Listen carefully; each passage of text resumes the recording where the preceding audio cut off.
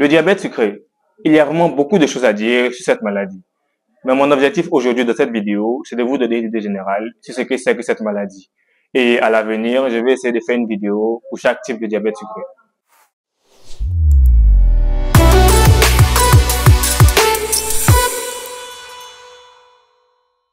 Bonjour tout le monde, bienvenue dans cette nouvelle vidéo, bienvenue sur Bref Résumé de chez nous.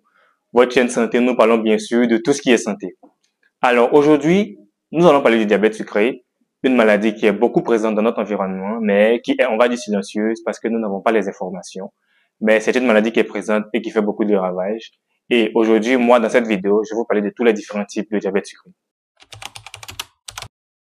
Le diabète sucré est une maladie où le corps a des difficultés à utiliser le sucre correctement, ce qui fait que ce taux de sucre dans le sang devient élevé. Et cela arrive soit parce que le corps ne produit pas assez d'insuline, soit parce que l'insuline ne fonctionne pas bien. Et il existe différents types de diabète sucré qui sont définis en fonction des mécanismes biologiques qui les causent. Le diabète de type 1 est une maladie auto-immune et pour faire simple, une maladie auto-immune, c'est quand le corps se met à attaquer ses propres cellules au lieu de les protéger. Les causes précises de cette réaction auto-immune ne sont pas bien connues, mais plusieurs facteurs peuvent augmenter le risque de développer un diabète de type 1, comme les facteurs génétiques, les facteurs environnementaux ou les facteurs auto-immuns. Par exemple, les personnes ayant déjà une maladie auto-immune ont un risque accru de développer un diabète de type 1.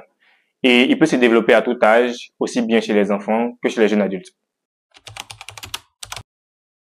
Le diabète de type 2 est lui aussi caractérisé par un excès de glucose dans le sang et il survient lui suite à une résistance et ou un déficit en insuline. Alors l'insuline est une hormone qui est fabriquée par le pancréas et il aide le corps à utiliser le glucose pour obtenir de l'énergie. Et sans assez d'insuline, ce glucose reste élevé dans le sang, ce qui peut conduire au diabète.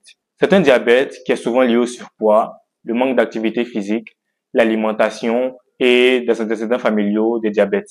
Et contrairement au diabète de type 1, il apparaît généralement chez les adultes, mais il peut aussi bien toucher les jeunes. Les diabètes monogéniques, eux, sont spécifiques et ils sont causés par la mutation d'un seul gène qui va induire une dysfonction dans la sécrétion d'insuline. Alors, il en existe plusieurs, mais les plus connus sont le diabète néonatal, qui apparaît chez les bébés dès les premiers mois de vie, et le diabète maudit.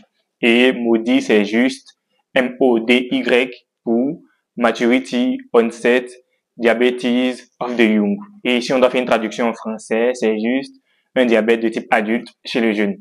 Il se manifeste chez les jeunes avant l'âge de 25 ans et il peut ressembler à un diabète de type 2, mais sans surpoids.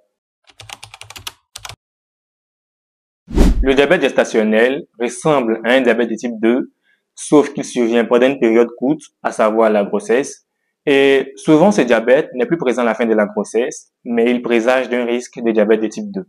Et enfin, on a les diabètes secondaires, qui, eux, découlent d'une atteinte directe du pancréas. Et rappelez-vous, en début de vidéo, je vous avais dit, le pancréas, c'est un organe qui va produire l'insuline.